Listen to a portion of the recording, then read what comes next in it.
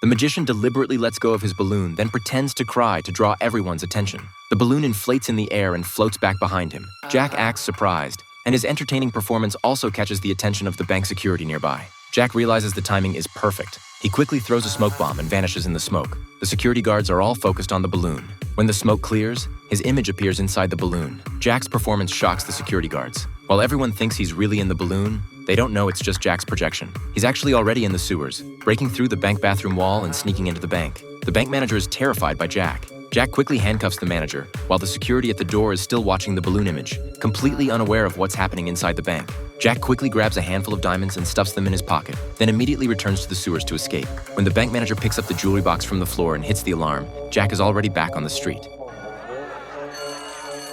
By the time security realizes what happened, Jack has already fled the scene. After successfully stealing the diamonds, he takes his daughter to the countryside and buries the diamonds under a tree. The bank heist causes a huge sensation, and soon Jack is arrested and sent to prison. Even though he's sentenced to 30 years, he never reveals where the diamonds are. In prison, Jack constantly thinks about escaping, then digging up the diamonds and leaving the city with his daughter.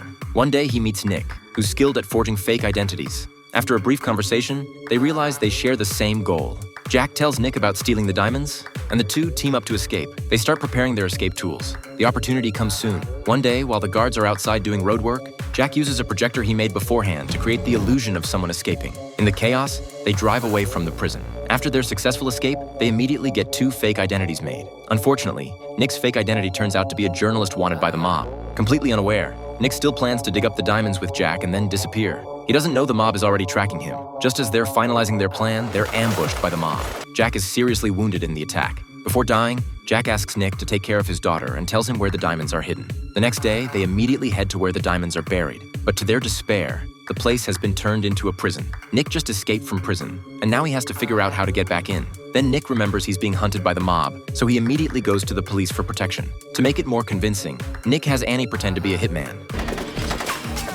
The police immediately believe everything Nick says. Nick is then placed in a safe house, but that's not where Nick wants to be.